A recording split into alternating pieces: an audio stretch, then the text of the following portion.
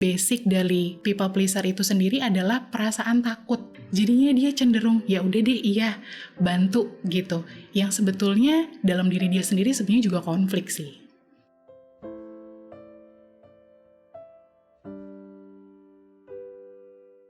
Halo Dek. Halo Andre. Gimana kabarnya? Baik, sehat. Kamu gimana kabarnya? Baik juga. Excited untuk ngobrol sama kamu tentang Sama-sama. tentang sebuah topik yang cukup menarik ya. People pleasing, alias maunya nyenengin orang lain. Nah, ini topik yang menarik banget nih. Boleh tahu nggak dari kamu apa sih yang membuatmu tertarik buat bahas tentang topik people pleasing ini? Gitu sih. Oke, baik. Mungkin sebelumnya aku ngucapin terima kasih dulu ya. Pertama udah dikasih kesempatan untuk sharing sekaligus untuk juga mungkin berbagi nih, mengedukasi teman-teman pembicara semua yang nonton podcastnya. Nah, kalau ditanya tadi pertanyaan pertamanya apa yang membuat aku tertarik gitu ya untuk bahas terkait dengan topik people pleaser ini, mungkin sebagian besar kali ya dari kita cukup relate nih sama fenomena ini gitu, dimana biasanya salah satunya tuh ditandai dengan muncul perasaan gak enakan gitu, dan aku pun pernah ngerasain. Mungkin kalau cerita sedikit ya Andre, dari pengalamanku dulu nih, kalau misalnya orang-orang yang tahu aku kuliah psikologi gitu, mereka itu suka numpang curhat dadakan gitu, suka numpang cerita yang sebetulnya aku waktu itu gak enak buat nolak gitu kan, sungkan sih untuk bilang enggak gitu. Akhirnya ya udah dalam tanda kutip jadi berkorban waktu gitu ya, ataupun energi untuk mendengarkan atau menerima, menampung ceritanya mereka gitu. Mungkin Andre janjinya juga punya cerita nih. Punya. Cuma boleh aku tertarik sih. Dampak negatifnya apa tuh? Let's say yang real banget yang kamu rasakan waktu itu. Oke. Dampak negatif yang real sih sebenarnya capek dan kesel ya. Capek karena kekuras emosinya, kekuras tenaganya, kesel mungkin karena sebenarnya pengen nolak tapi nggak bisa gitu, sungkan. Iya, aku tanya itu karena kan kadang tuh terlihat simple banget ya, kayak ya mau bantu orang lain kenapa enggak gitu, mau nolong orang lain atau mau buat mereka senang, mau buat mereka suka sama kita misalnya. Tapi mungkin ada dampak-dampak negatif tuh kayak yang tadi kamu bilang barusan. Kalau dari aku sih ada juga ya cerita gitu tentang people pleaser ini, people pleasing lah dari aku gitu ke orang lain gitu. Dulu tuh aku sempat ya sampai sekarang bahkan masih belajar gitu ya. Di kerjaan itu, dalam hal pekerjaan aku sering susah untuk bilang enggak, atau susah untuk kasih feedback, untuk bilang bahwa ini kayaknya bisa di-improve deh gitu. Sekarang udah jauh lebih bagus, jujur aja gitu ya, jauh lebih bagus gitu. Cuma dulu sama beberapa rekan kerja itu aku kayak definitely nggak bisa mengungkapin dengan baik. Hasilnya kerjaan jadi terhambat, terus sama-sama nggak enak gitu. Dari mereka pun ada kayak ada something gitu. Dari aku pun juga aduh kayak ada yang ganjel. Akhirnya nggak enak. Kedua belah pihak nggak enak. Dan puncaknya adalah ya hubungannya jadi nggak nyaman gitu. So ya itu cukup sulit ya, jujur dari aku sih. Dan that's why aku tertarik sih untuk ngobrol sama kamu hari ini tentang fenomena itu. Oke. Silakan Dre, dengan senang hati sih. Karena mungkin juga jangan-jangan gak cuma kita berdua ya, tapi teman-teman termasuk yang nonton ini atau mendengarkan ini juga cukup relatable nih dengan mereka. Karena memang perasaan gak enakan itu bisa jadi salah satu tanda sih sebenarnya yang mengindikasikan jangan-jangan kita seorang people pleaser. Gitu. Oke. Nah mungkin kita bisa mulai di obrolannya dengan pertanyaan ini sih. Menurutmu kenapa sih orang itu jadi tumbuh menjadi orang yang nggak enakan, atau mungkin lebih tepatnya people pleaser gitu. Oke. Nah kalau misalnya di psikologi sendiri gitu ya Andre ya, itu biasanya kita tuh ada nature plus nurture gitu. Nah salah satu karakteristik atau kepribadian kita di masa dewasa itu juga kan tidak ubahnya diwarisi juga ya dari pola asuh kita semasa kecil gitu. Biasanya pola asuh orang tua yang misalnya cenderung syarat akan tuntutan gitu ya, penuh dengan kritikan, itu bisa membuat seorang anak itu berada di dalam posisi yang sebenarnya nggak aman. Dia terancam gitu. Tetapi dia jadinya tidak punya cara selain menuruti keinginan orang tuanya supaya dia jadinya merasa berharga atau mendapatkan validasi. Atau bisa juga orang tua yang memang misalnya dari kecil kurang mengembangkan keterampilan komunikasi yang mandiri dan terbuka ke orang lain. Jadi anak itu cenderung takut untuk menyuarakan pendapatnya gitu ya, sehingga dia tergerak untuk selalu menyetujui aja yang jadi keinginan orang lain. Nah, itu mungkin secara pola asuhnya. Tapi basic dari people pleaser itu sendiri adalah perasaan takut atau cemas sih sebetulnya. Takut apa? Takut ditinggalkan gitu ya, takut gak diterima sama orang lain atau lingkungan, takut menyakiti hati orang lain, atau bahkan dia takut konflik. Jadinya dia cenderung ya udah deh iya bantu gitu. Yang sebetulnya dalam diri dia sendiri sebenarnya juga konflik sih. Gitu. Iya, mungkin kalau tadi kita bercanda kan sebelum podcast, kalau orang yang people pleaser gitu dan udah paham bahwa dia people pleaser, pas denger itu mungkin dia kayak ditampar gitu ya, dengan halus, tapi tetap ditampar. Karena aku pun juga merasa sama sih. Kalau mau jujur gitu ya, apa adanya, ya mungkin dulu aku merasa takut untuk nggak sukain orang, gitu. Untuk nggak disukain orang, gitu. Takut untuk dibilang cerewet lah, atau perfeksionis lah, atau whatever lah. Gitu. Padahal mah nggak juga. Gitu. Menurutku ya, selama disampaikan dengan baik, orang juga harusnya paham gitu. Kalau mereka nggak paham itu porsinya mereka gitu. Dan ya, tapi kalau tanya apa yang membuat aku lama-kelamaan bisa belajar gitu ya, speak up, belajar asertif, aku pun juga jujur bingung sih. Bingung aku apa. Tapi anyway, definitely setuju banget bahwa mungkin kalau kita people pleaser, yang kita mau lakuin itu bukan mau membantu orangnya, tapi mau mencegah orang itu nggak suka sama kita. Betul, betul banget. Karena memang perasaan mendasarnya tadi tuh ketakutan atau kecemasan gitu ya Andrea. Jadi, takut ditinggal, takut nggak diterima gitu.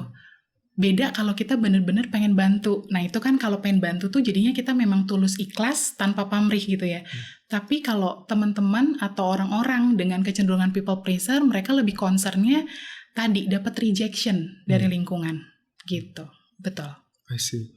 Rejection dari lingkungan. I see. Menurut kamu orang yang people pleasing ini tuh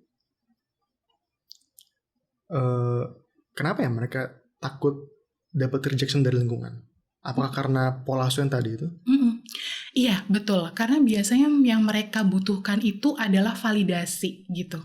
Atau mereka biasanya mencari perasaan berharga. Jadi kalau mereka bisa bantu, mereka bisa ngerasa punya value kan buat orang lain gitu. Nah, inilah kemudian yang membuat mereka, kalau aku nggak bantu, orang lain bakal ninggalin aku gitu ya. Atau nanti aku bakal sendirian. Nah, itu dia ketakutan akan tidak diterima atau ditolak tadi sama lingkungan. Fear of rejection-nya yang jalan gitu ya istilahnya. Nah, ketika mereka merasakan seperti itu, otomatis mereka tuh kayak nggak punya kendali selain iya. Karena itu yang mereka berpikir itu yang membuat mereka berharga gitu di mata orang lain. Asik. Kalau bukan itu yang membuat mereka berharga di mata orang lain, menurut kamu apa tuh alternatif yang lebih baik daripada itu? Oke, sebenarnya mungkin kalau dari alternatifnya sendiri ya, keberhargaan itu kan merupakan gimana cara kita memandang diri kita sendiri gitu. Nggak selalu berarti kalau kita nggak bantuin orang kita nggak berharga, nggak selalu kayak gitu. Gimana caranya kita bisa mencukupkan sih nilai keberhargaan kita selama kita ngerasa ya aku tetap berharga apapun keadaannya gitu ya. Kita akan mampu untuk menghindari tadi kita selalu harus nurutin mau orang lain. Kita harus selalu menuhin keinginan orang lain. Karena kita udah tahu bahwa kalau kita nggak mampu, it's okay, nggak apa-apa. Kalau kita mampu, kita mau bantu, silahkan. Tapi bukan berarti indikator satu-satunya tuh ada di kita membantu gitu. Nah, teman-teman yang people pleaser tuh mereka akan merasa berharga kalau mereka bisa memberikan bantuan atau memenuhi keinginan orang lain. Padahal kan keberhargaan diri itu caranya adalah gimana kita memandang diri kita sendiri. Gitu, kita mau nggak ngelihat diri kita sendiri itu berharga, atau kita jadinya menaruh keberhargaan kita pada kondisi eksternal lingkungan kita. Menarik. I see. Jadi jadi kayak kuncinya ada di keberhargaan diri sendiri. Terus kalau people pleaser itu parameter dirinya berharga atau enggak adalah di orang lain, eksternal. Sedangkan orang yang kebalikannya apa tuh? Kalau people pleaser kebalikannya menurut kamu apa tuh? Pribadi yang sehat jadinya mungkin Andre. Jadi kita benar-benar bisa menaruh keberhargaan diri kita ya. Kita ngelihat diri kita berharga apapun situasinya gitu. Gimana pun keadaannya. Ya aku suka sama itu sih. Aku suka sama term pribadi yang sehat. Hopefully kita semua bisa menjadi pribadi yang sehat lah ke depannya. Tentunya. Jadi people pleaser itu keberhargaannya di orang lain. Kalau pribadi yang sehat, keberhargaannya di dalam diri sendiri. Iya, betul. Ya sih.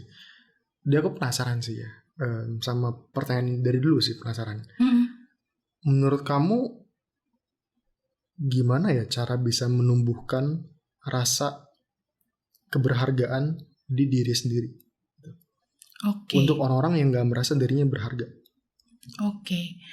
Sebenarnya sih pertanyaannya bagus ya.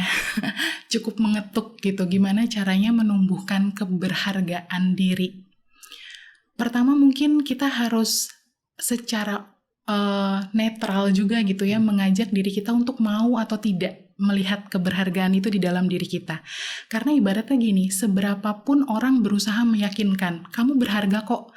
Tapi kalau kita menolak kayak enggak, aku enggak berharga, aku enggak ada artinya, ya udah gak bakalan bisa gitu. Jadi step pertamanya mungkin ya bagaimana caranya kita mau mengakui dan menghayati tadi diri kita berharga apapun keadaannya. Karena itu kuncinya ada di diri kita sendiri. Kalau kita nolak terus, kita gak pernah menerima gitu ya. Kalau kita berharga ya udah, kita tidak akan pernah menghayati nilai diri kita jadinya. Tapi kalau misalnya kita mau untuk oke, aku berharga, apapun keadaannya, apapun situasinya, ya kita akan bisa merasa berharga. Karena keyakinannya sudah tumbuh dari dalam, gitu. Jadi itu yang jadi hal yang penting. Kita yakin nggak, mau nggak kita membuka diri untuk menanamkan keyakinan itu? I see.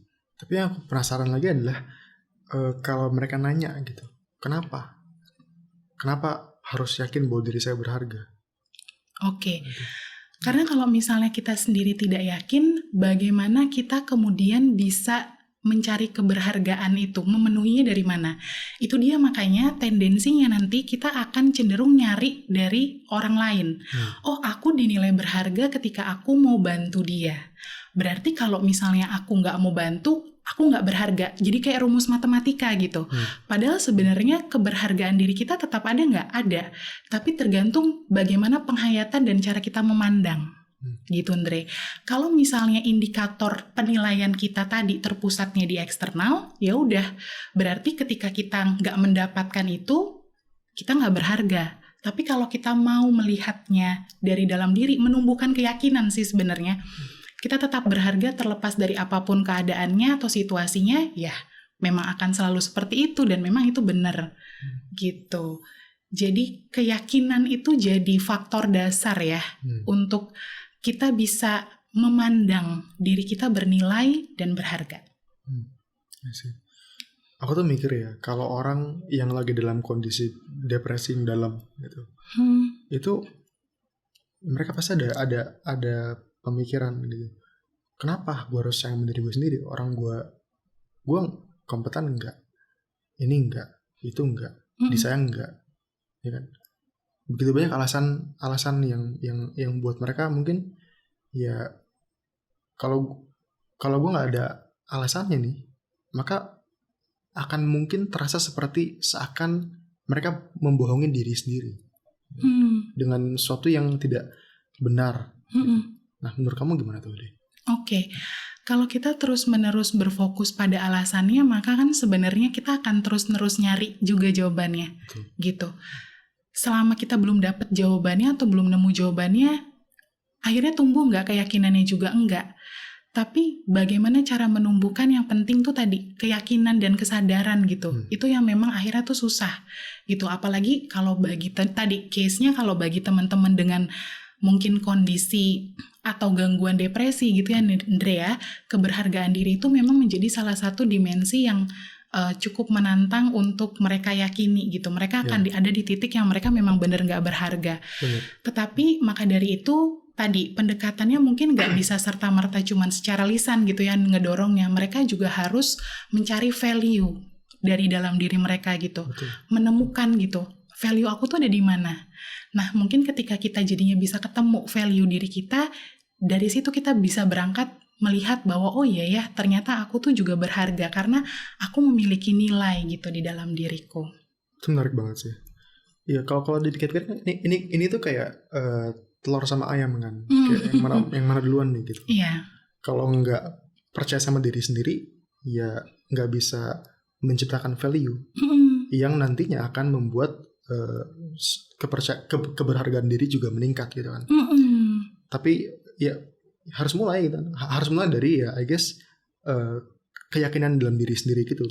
Itu bahwa ya lu mampu dan lu bisa at some point kalau kita berusaha menciptakan value gitu. Tapi I guess untuk bisa langkah pertama itu sulit mungkin ya. Iya. Pasti menantang. Makanya kalau tadi kalau tadi secara spesial gitu ya, Andre sempat address pada teman-teman dengan depresi, mungkin mereka juga membutuhkan serangkaian pemulihan gitu ya, yang biasanya didampingi juga. Karena kalau misalnya itu direnungkan sendirian, mungkin ya tadi sulit untuk bisa ketemu. Jadi muter-muter. Iya, jadi muter-muter. Makanya itulah kehadiran dari tenaga profesional gitu ya, teman-teman baik itu psikolog klinis maupun psikiater dibutuhkan gitu pada mereka yang sulit menemukan atau misalnya melihat diri mereka tuh berharga. I see. Oke, paham. Oke, nah mungkin next aku mau nanya ini sih. Dampak negatif dari terus-terusan kita kayak nguras diri sendiri gitu demi orang lain, itu apa sih? Oke. Dampak negatifnya ya. Yang pertama biasanya yang kita rasakan tuh pasti capek sih. Lelah gitu ya. Mungkin tadi makanya pas aku cerita di awal, apa sih yang kamu rasain waktu aku tuh gak enakan gitu ya Andrea? Capek dan kesel gitu. Capek itu pasti, karena secara gak langsung kita jadinya menguras tenaga dan juga mungkin mengorbankan waktu gitu ya. Ngerasa capek, ngerasa kelelahan. Kemudian yang keduanya bisa jadi karena tadi kita udah capek nih buat menuhin permintaan orang lain, kita jadinya nggak produktif. Kita nggak punya waktu untuk diri kita sendiri. Yang orang bilang biasanya jangan lupa me time gitu ya. Nah ini waktu me time-nya kepake buat memenuhi permintaan orang. Ya kita jadi nggak punya waktu buat diri kita sendiri. Atau bahkan yang terburuknya gitu, kita jadi kayak bisa jadi ngerasa ini bukan diri aku gitu. Karena nggak pernah punya keberanian kan buat berkata tidak atau menolak gitu. Atau bahkan kita kayak ngerasa kehilangan kendali jadinya. Yang sebetulnya kita punya kendali atas pilihan, tapi pada teman-teman yang cenderung gak enakan, mereka jadi gak punya kan tadi pilihan untuk menolak itu. Selain kayak, iya deh, boleh gitu. Jadi mereka kayak gak punya pilihan dalam hidupnya. Menarik sih. Satu hal yang juga menarik adalah, kamu tadi bilang ada kesel ya, ada emosi kesel ya. Bener. Tapi sebenarnya kesel itu kan sesuatu yang lumayan strong ya, kayak emosi yang lumayan kuat gitu. Menurut kamu kenapa tuh kamu bisa merasakan itu gitu, waktu itu? Oke. Kalau dari yang aku rasakan gitu ya, mungkin kesel ini adalah hasil interaksi karena sebenarnya diri kita ini udah teriak-teriak, aduh udah capek gitu, gak punya waktu gitu ya. Tapi balik lagi, gak enakan itu merubah semuanya dan jawabannya. Jadi kayak ya nggak apa-apa deh, ada unsur apa di situ, dalam tanda kutip maksa jadinya gitu kan, yang padahal sebenarnya bisa jadi itu jadinya kita tidak memahami kapasitas atau kemampuan diri kita gitu. kapasitas diri sama kemampuan diri. Betul, tadi aku bilang gitu karena aku juga relate. Waktu aku people pleasing, aku pun juga merasakan gitu. Capek banget. Dan ada keselnya juga. Kesel ke dalam dan kesel keluar juga. Gitu. Jadi dan berarti gak sehat gitu. Kalau mau ngomong bahasa ininya agak-agak pahit gitu. Agak-agak berat gitu. Kayak dalam tekanan gitu kan. Kayak ininya gitu. So menarik banget. Tadi sorry aku tadi mau bilang apa, lupa aku. Kapasitas dan kemampuan diri. Ya kan? Nah, yang aku sering bingung ya. Kan kapasitas diri ini susah diukurnya ya. Kalau uang ya gampang diukurnya gitu kan. Tapi kalau misalnya udah pulang kerja kantor gitu kan, 14 jam kantor, including di jalan apa segala gitu kan. Terus tiba-tiba pasangan minta mau cerita gitu.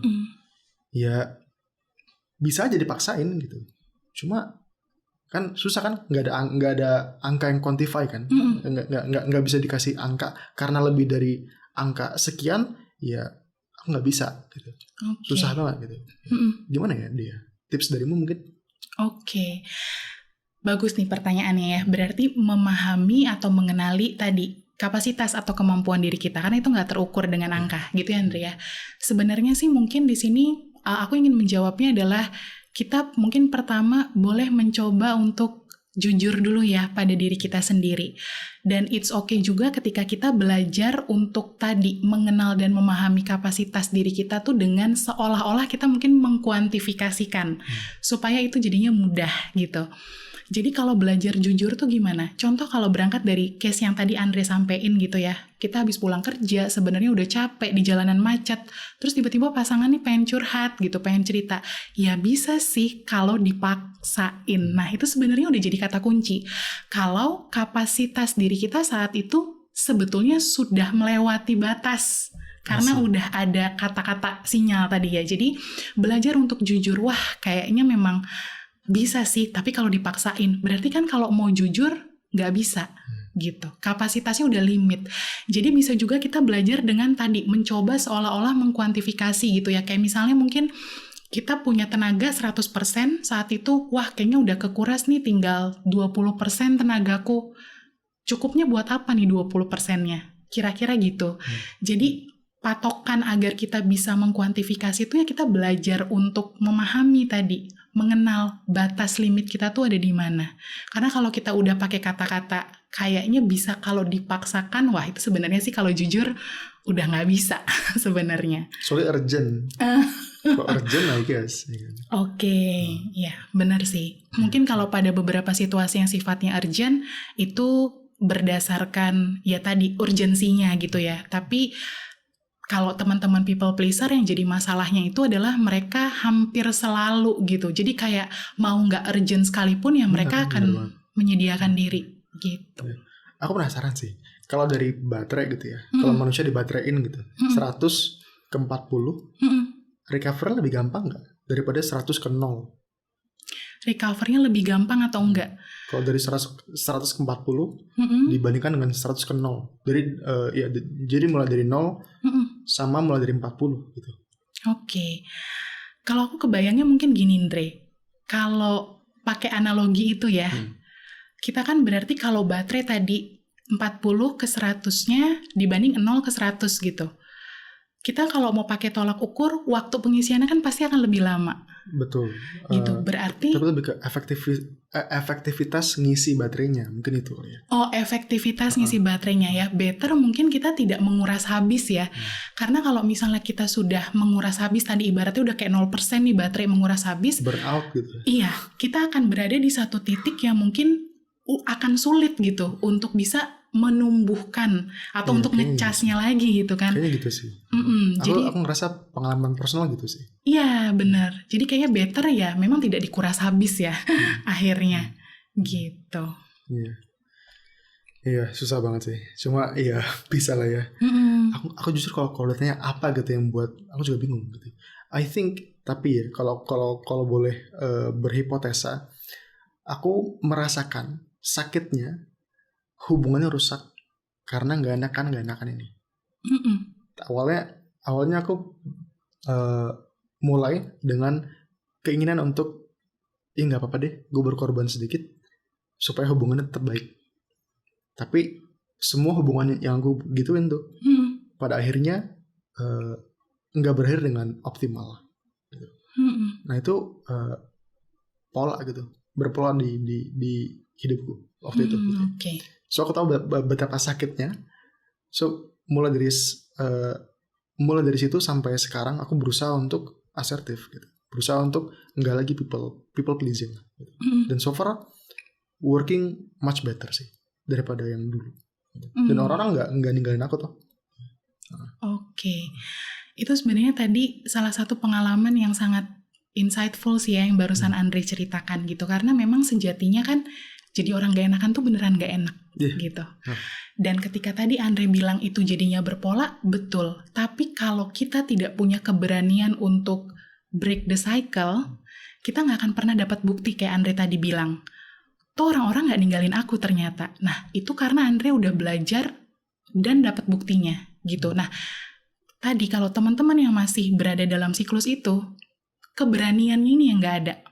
Jadi menumbuhkan keberanian untuk bisa memecahkan lingkaran pola tadi itu yang juga menantang untuk mereka. Gitu, Andre. Ya, karena hidup tuh selalu gitu ya, kayak aduh ya gue mau jalan gitu. Tapi gue butuh buktinya dulu. Mana rencananya? Emang kalau ke jalan emang ada pasti gitu gue bakal berhasil. Kan gitu kan. Benar. Dan ya nggak ada gitu. Itulah tantangannya ya guys ya.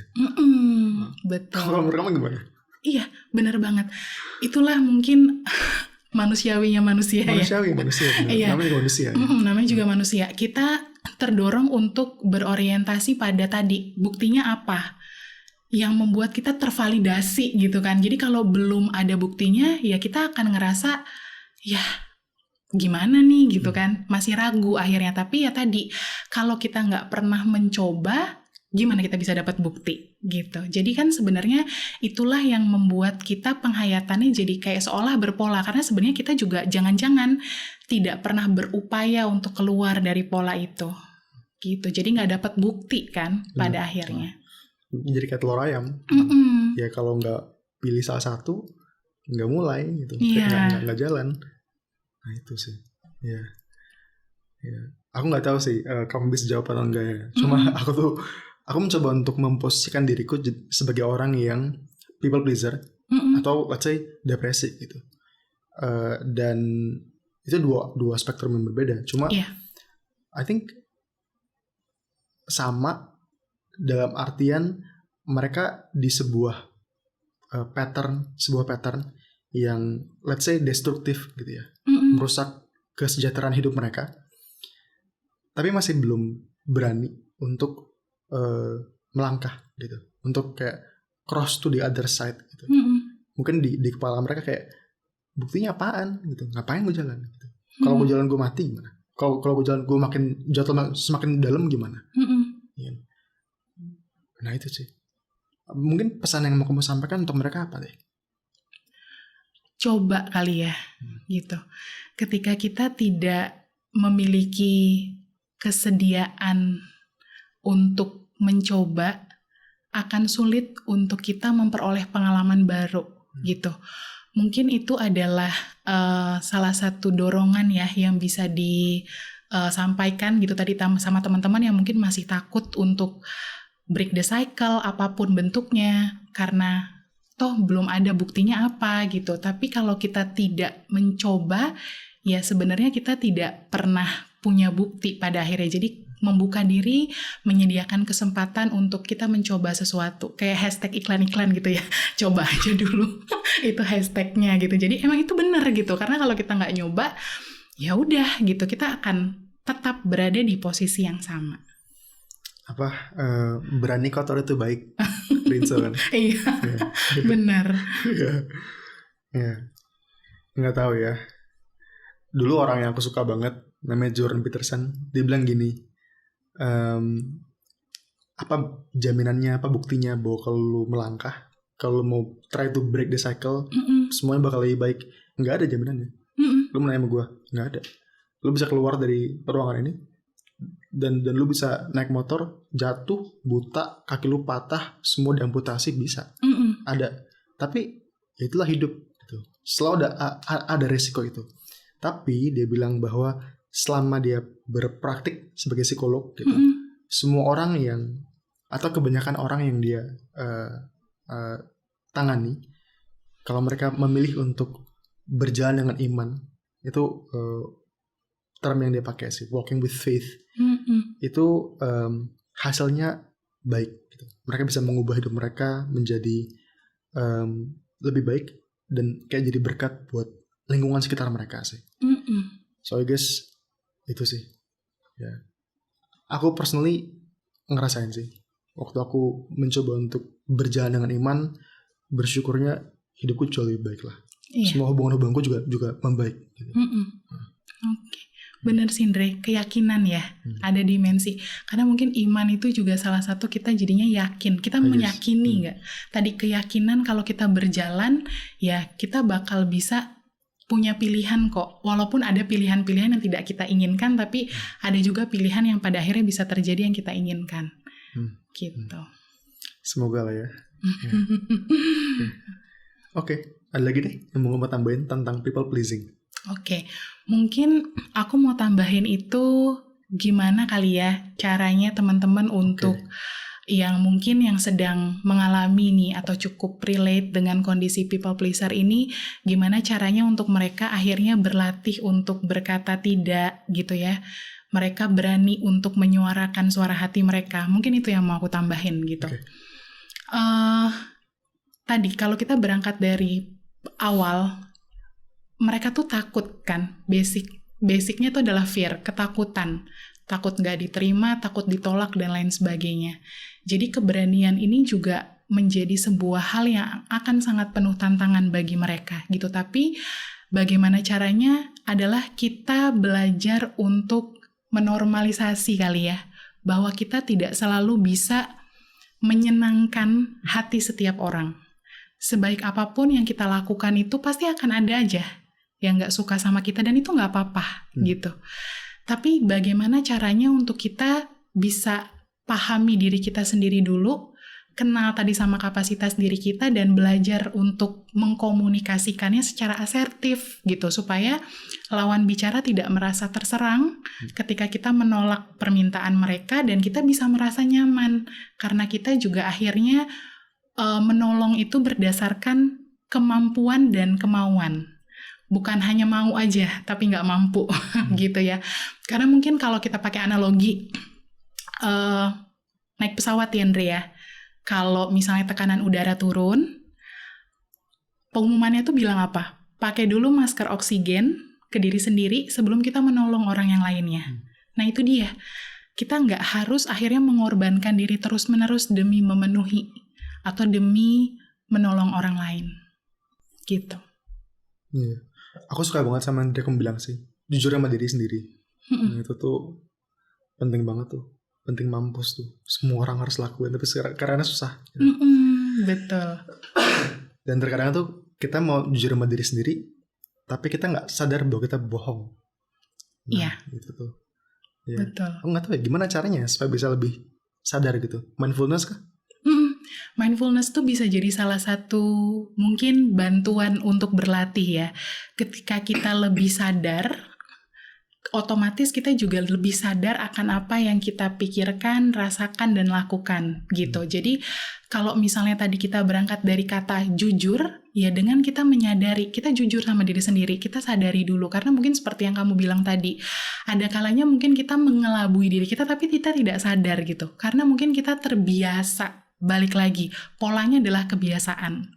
Jadi yang dipentingkan di sini adalah bagaimana tadi kita bisa secara sadar dan secara jujur gitu mendengarkan suara hati dan juga mengenali kapasitas diri. Oke, mungkin pertanyaan terakhir kali ya dariku. Gimana caranya menolak orang? Simple banget. Kayaknya terdengar gampang banget ya. Cuma mungkin bisa nggak dikasih tekniknya gitu ya, supaya nggak melukai perasaan dia juga, tapi beneran dia paham gitu bahwa kita lagi nggak bisa gitu. Oke.